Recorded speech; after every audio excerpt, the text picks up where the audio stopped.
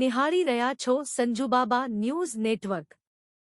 રાજકોટ ખાતે પરમ પૂજ્ય શ્રી મોરારી બાપુની રામકથામાં જૂનાગઢ નોબલ યુનિવર્સિટીના વાઇસ પ્રેસિડેન્ટ શ્રી પાર્થભાઈ કોટેચાએ ગુજરાતીમાં જતા પહેલા જીવી લઈએ જે બુક લખી છે તે બુકનું વિમોચન પૂજ્ય શ્રી મોરારી બાપુએ રામકથાની વ્યાસપીઠ પરથી કર્યું હતું। શ્રી પાર્થભાઈ કોટેચાએ પૂજ્ય બાપુના આશીર્વાદ લઈ ધન્યતા અનુભવી હતી। પૂજ્ય બાપુએ શ્રી પાર્થભાઈને આ મોટિવેશનલ બુક લખવા બદલ અભિનંદન સાથે આશીર્વાદ પાઠવ્યા હતા। આશુ પ્રસંગે સમગ્ર કોટેચા પરિવારના સભ્યો પણ હાજર રહ્યા હતા।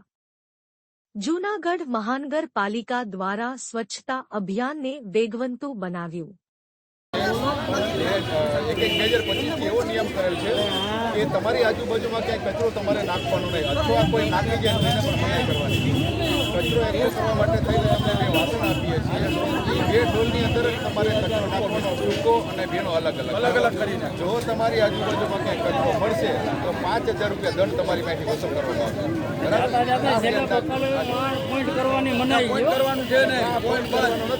તમારી પાસે એકઠો થયેલો કચરો જે ડોલમાં ભેગો થાય છે ને નગરપાલિકાના કર્મચારી લઈ જાય।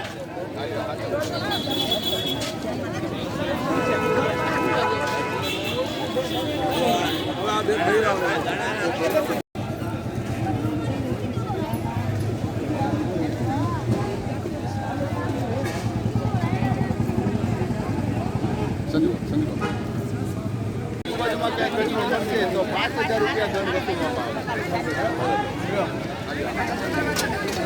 લોકગાયક દીપક વાઢેર અને જૂનાગઢ મ્યુનિસિપલ કોર્પોરેશન તરફથી મને અમારા બશીરભાઈએ એવું એક મુસ્તફાભાઈ વોડેસાઈ છે વોર્ડ નંબર 2ના, એમણે મને કીધું કે દીપકભાઈ તમે થોડુંક એક અમને સહકાર આપો, એટલે એક સ્વચ્છતા અભિયાન માટે થઈ અને એક મારે એને સપોર્ટ કરવો અને એ મારી ફરજ છે એટલા માટે થઈ અને જૂનાગઢ મહાનગરપાલિકા દ્વારા એક એવું અભિયાન ચાલુ કરવામાં આવેલ છે કે 1/1/2025થી દરેક વોર્ડની અંદર પછી માર્કેટ હોય કે દુકાન હોય કે રેસિડેન્શિયલ સોસાયટી હોય, ઘેરે ઘેરે એક 2 કચરાના વાસણ આપણે આપીએ છીએ।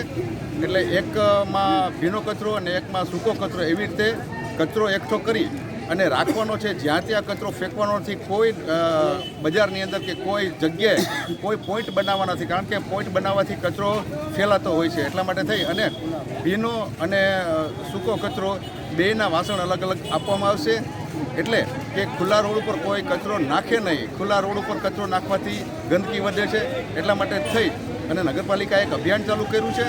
એટલે આપણા મારી અને તમારા બધાની એવી ફરજ છે કે સૂકો અને ભીનો કચરો ભેગો કરી અને એ જે કચરાપેટીમાં નાખી એટલે નગરપાલિકાના કર્મચારી આવી અને એ કચરો આપણી પાસેથી લઈ જાય। તમે અને મારી આપણી બધાની એવી ફરજ છે કે આ અભિયાનની અંદર આપણે પણ સહકાર આપીએ।